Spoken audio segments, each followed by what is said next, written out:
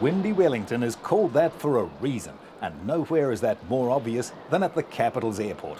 As many a nervous passenger can tell you about their bumpy landing there.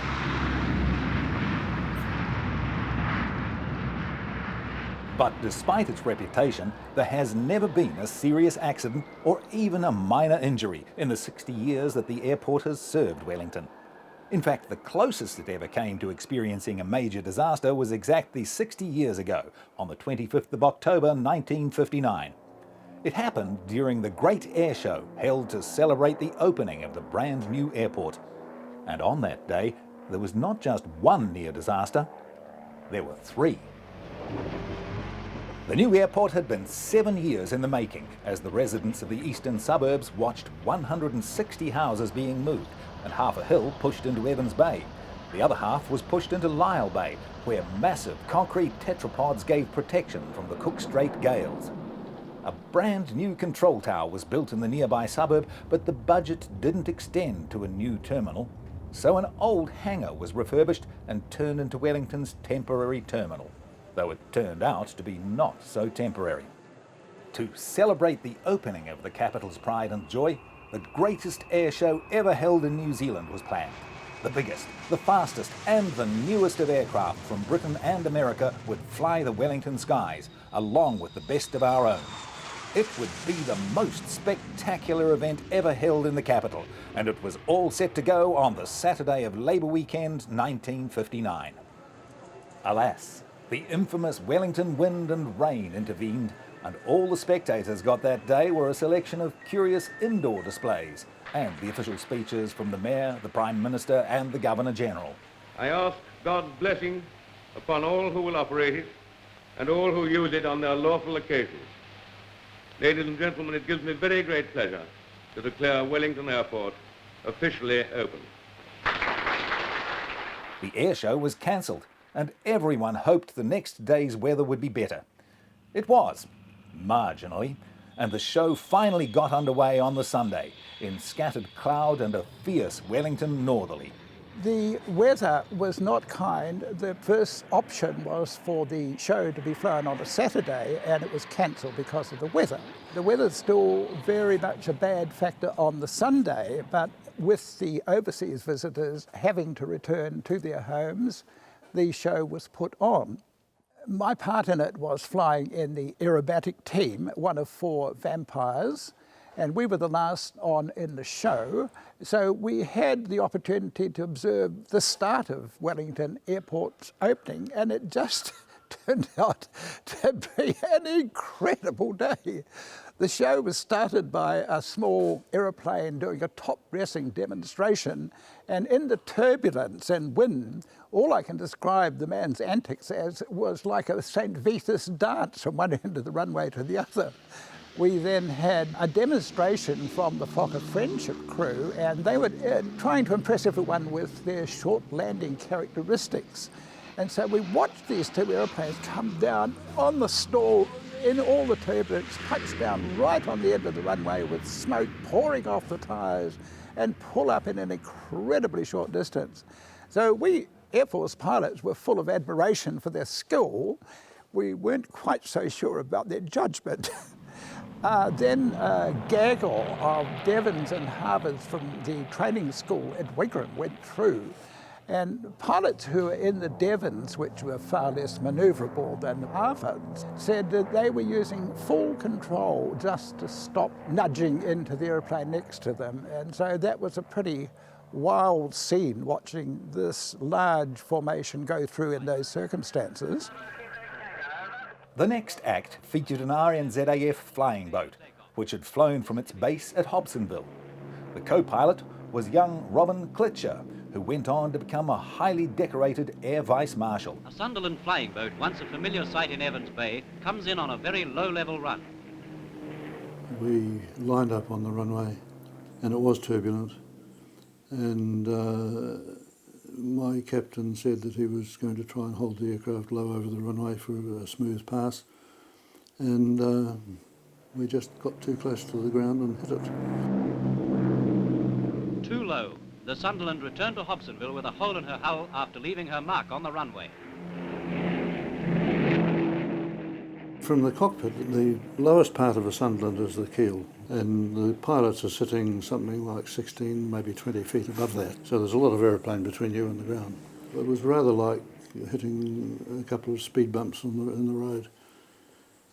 But from downstairs, in the wardroom, which was on the lower deck, it was very much more alarming. And the atmosphere in the cockpit was very cool. The Sunderland had been part of a number of air shows up and down the country in that year, but it never got a mention in the newspapers. And I thought I would lighten up. And as we climbed away, I said to my aircraft captain, well, at least on intercom, the rest of the crew could hear it. I said, well, at least we'll make the newspapers this time, sir. And that was actually not the right thing to say. He was not pleased. I see that the entry in my logbook of the day, it says fly past, in brackets, touch and go Rongotai, Evans Bay to Hobsonville. Well, the Sunderland, of course, had no wheels, so the entry of touch and go is somewhat tongue-in-cheek. The show carried on, and the crowd got their first view of the Fokker Friendship aircraft, a fleet of which flew around New Zealand for the next 30 years. Even longer serving is the C-130 Hercules, first seen at this show and still flying with our Air Force 60 years later. The RAF de Havilland 4 Jet Comet 2 from 216 Military Jet Transport Squadron. The Bristol Britannia, military version of the Whispering Giant. A Blackburn Beverley is signalled OK for takeoff. Then out came the heavy American metal and supersonic jets. Tom Enright had flown one of these out of Ohakia earlier in the week.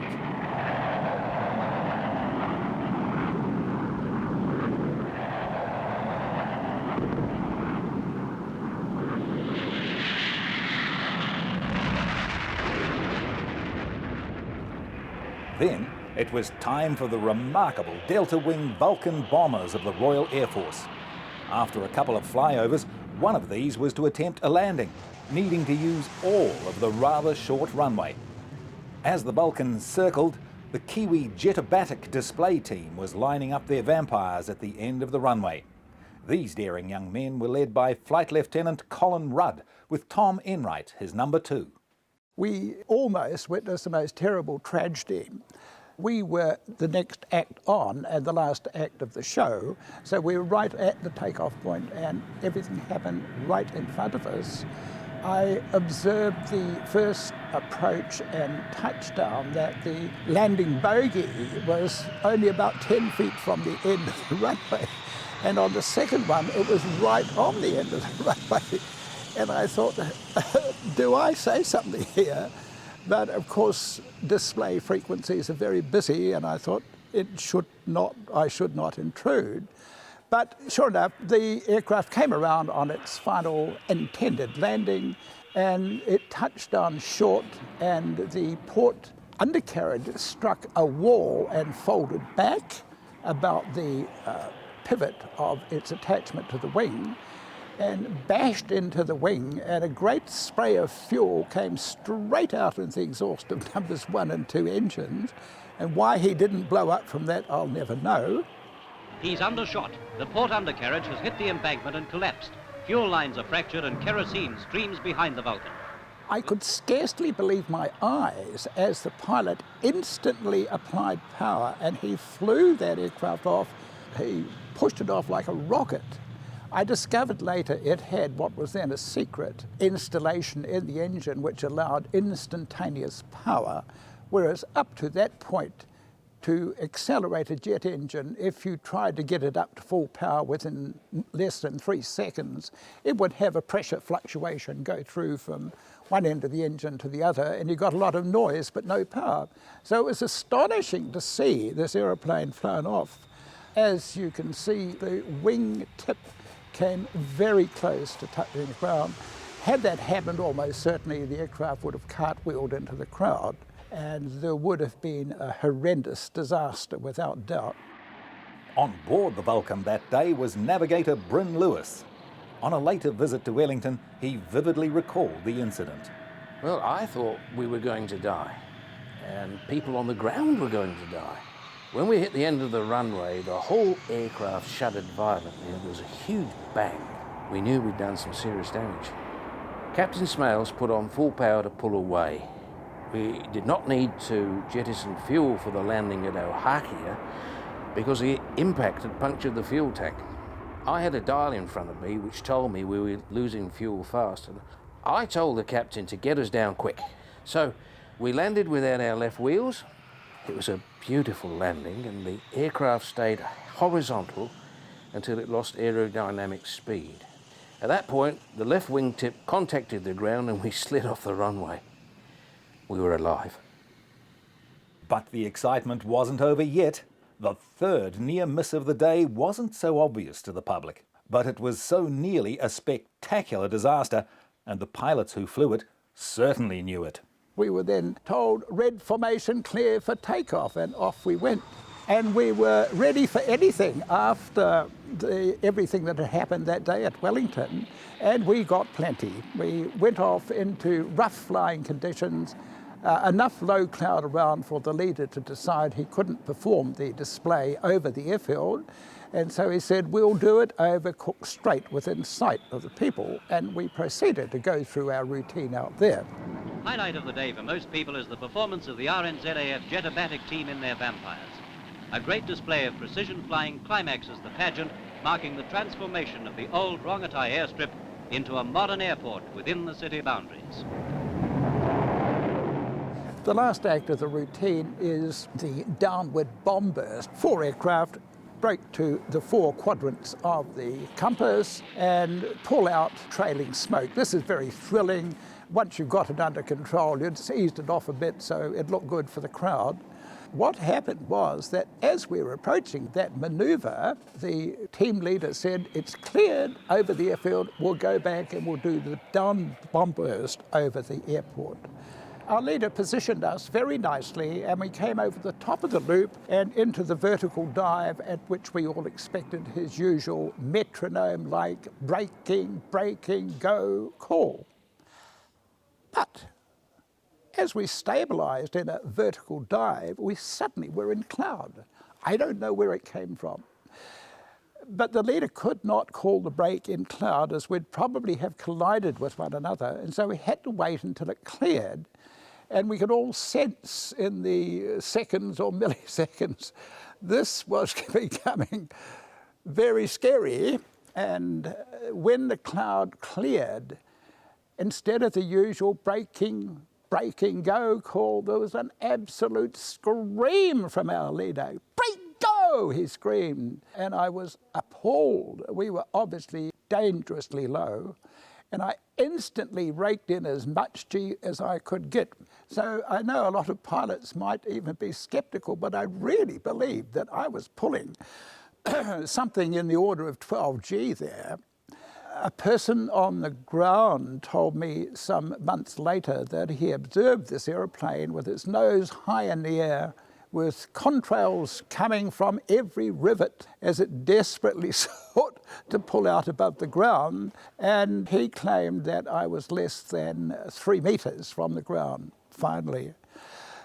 And even then, my troubles weren't over, because I happened to have got the flight paths that passed near the Haitaitai Tunnel, and I found that I was heading into one of the hills there. And despite holding this very large amount of G, I had to roll in aileron at the same time to avoid the mountain. People who were up on the mountain again told me years later there were people screaming, running, jumping into ditches in their good suits. And they obviously thought I was pretty close to a ground impact there. Luck was with me, and we all pulled out. We landed back on at Wellington as Oahakia were fully occupied dealing with the Vulcan emergency there. And our leader couldn't speak for some hours to us. He thought he had killed us all.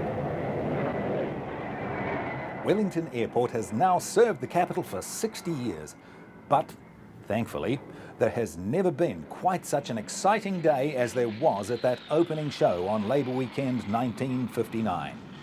Roger that. Over and out.